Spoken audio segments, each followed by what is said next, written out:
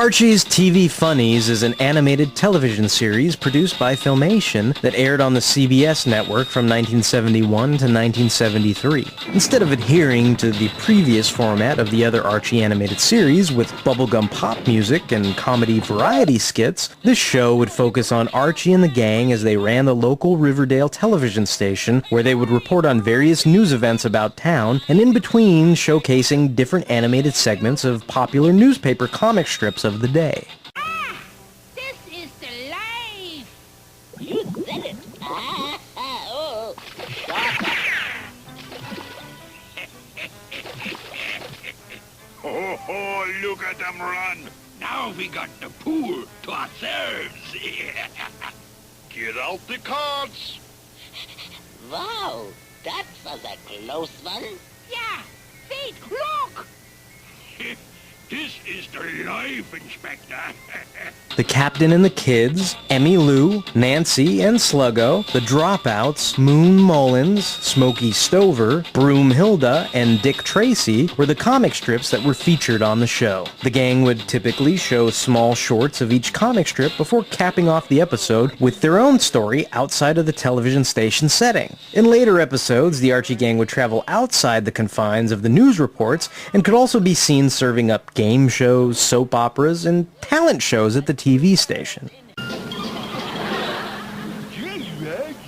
That'll look great on TV. The best of these Archie segments was a takeoff on Hanna-Barbera's Wacky Races, in which various Riverdale townies all participated in the race. And honestly, I mean, who would think Miss Grundy would be the Sebulba of the bunch? Not yet, it doesn't. You, Mr. Weatherby, would you like one of my potted geraniums? What? Oh, Mama, yes. With my compliments.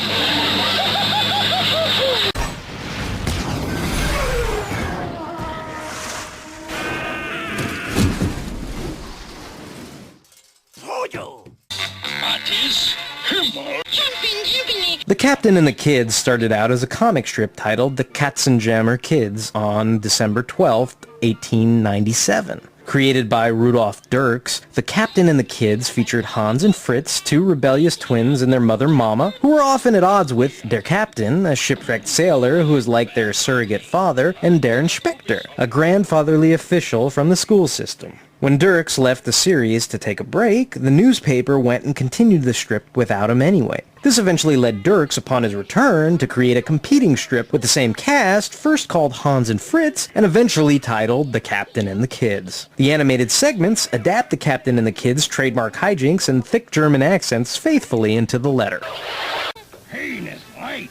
Those claps is the pain in the neck. Emmylou debuts in the comic strip titled Bobby Socks in 1944, which was eventually changed to the name Emmylou by 1951. The star of the strip, Emmylou, was a young, flighty teenage girl created by a fellow female, Marty Lynx, though you might never realize this given the name alone. Of course, after you watch a few segments, you can't help but notice Emmylou's feminine influences.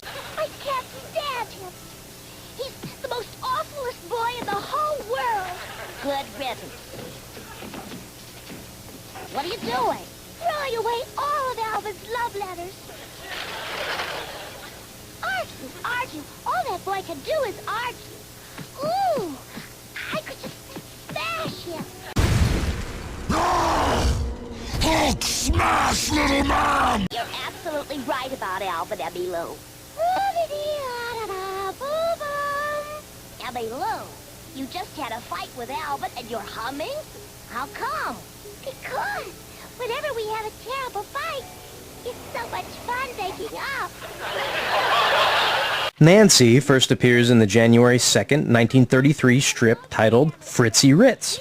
Nancy was the title character's plump and precocious young niece who stole the show from her sexy flapper aunt, and eventually the strip was renamed Nancy by 1938. Sluggo Smith is Nancy's boyfriend, a streetwise ragamuffin who would also be introduced in the year 1938. Sluggo loves Nancy. Oh, how sweet. I could look at it for hours. Nancy, it's time for bed. Okay.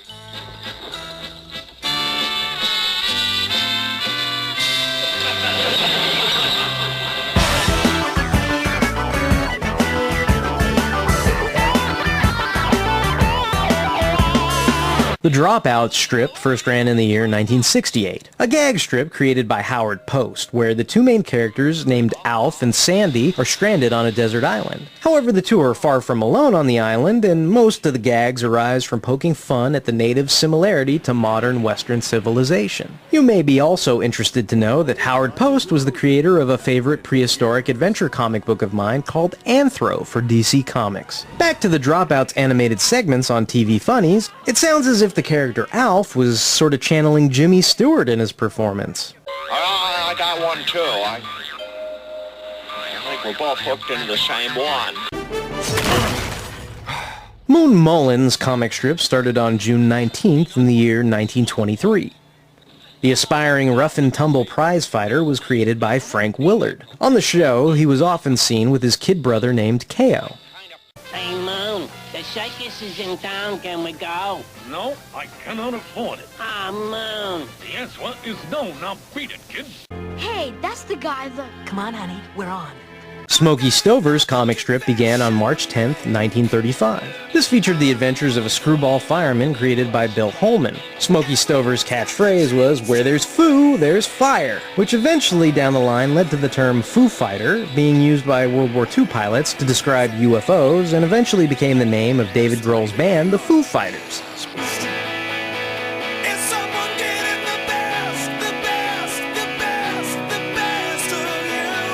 Smokey Stover's segments on this series were brief and of the same wacky gag-type caliber as the Quick, drippy gags! found in Archie's Funhouse.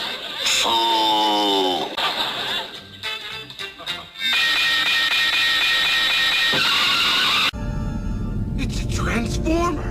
The Broom-Hilda strip first ran on April 19th in the year 1970. Created by Russell Myers, Broom-Hilda is about a homely witch with a huge wart and green skin who is constantly on the lookout for a new husband. Usually accompanied by her friends Gaylord, a talking vulture with a shrewd intellect, and a blue-furred creature called Itchy, Broom-Hilda is pretty much a female hound dog for every man she sees. They call me FBI, because I'm always on a manhunt. She'd chase after congressmen, sports stars, and even John Wayne lookalikes.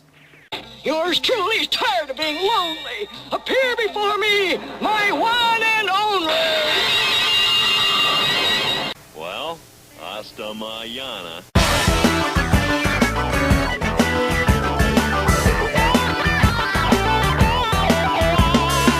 Interestingly enough, back to the Archie gang, in some of the episodes, the Archie's mascot, Hot Dog, doesn't have his standard interior monologue and is merely barking. Of course, eventually, Hot Dog will have a line or two with interior monologue, but there's nowhere near as much focus put on Jughead Sheepdog as there was in previous shows. I honestly was surprised to hear Hot Dog barking instead of breaking the fourth wall and talking to me at times. I think I turned down a part in the Dick Tracy segment for this. The highlight to me of Archie's TV Funnies had to be the Dick Tracy segments. The Dick Tracy comic strip first ran on October 4th in the year 1931. Created by Chester Gould, you may be more familiar with the hard-boiled police detective from the 1990 film starring Warren Beatty. I think coming off all the hype of the 1989 Batman movie, I was really quite excited to see the Dick Tracy film, but was left disappointed after all was said and done. I mean, even the reruns they would show back then of the Dick Tracy show from 1961 felt like a jip to me. I mean, it was just Dick Tracy, like, hosting the show and talking to all these other characters on his two-way wrist radio, and he'd have them go out and arrest the bad guys. Thankfully, with these Filmation segments, this isn't the case at all. Well, so far so good. Of course, I can't help but think of He-Man when hearing John Irwin's stock heroic voice for Dick Tracy. He-Man's what I grew up with and is sort of etched in my brain like a computer manufacturer with a burned-in MAC address. That's a bit far-fetched. I know what I saw. You can also tell that Filmation recycled some of the city backgrounds for when Tracy and his partner Sam would travel by police car on the series. Holy carbon copy! The famous, kooky-looking villains that the Dick Tracy strip is known for were also quite prevalent on the series. Some of the more famous villains that made appearances on the show were Pruneface, Flat Top, Big Boy, 88 Keys, and Breathless Mahoney. Smile now. Just think, that chick was supposed to be Madonna, guys. What are you doing here? Aren't you gonna frisk me? along with his partner Sam, girlfriend Tess, and surrogate son Junior, who all make appearances. There's also Moon Maid, who, with her looks, makes you think an Andorian from Star Trek must have got it on with Sabrina the Teenage Witch. What? My thoughts on the series as a whole are somewhat conflicted. I mean, you only see the Archie gang about 50% of the time, and when you do see them, they only serve as the Greek chorus that glues together this pack of random comic strips. While some, like the Captain and the Kids, are cute and enjoyable, most don't have enough screen time to really make an impact on the viewer. Also, fans of Dick Tracy, I suspect, would like this better than the Dick Tracy show from the 60s. I mean, I know I did, but sticklers might be put off by the science fiction conventions of Tracy's air cars and ray guns.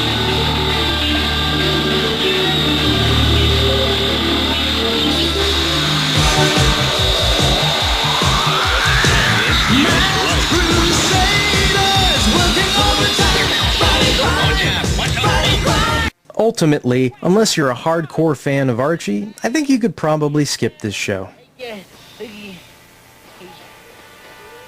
I've been canceled. He's so right. This is the worst story I've ever been in.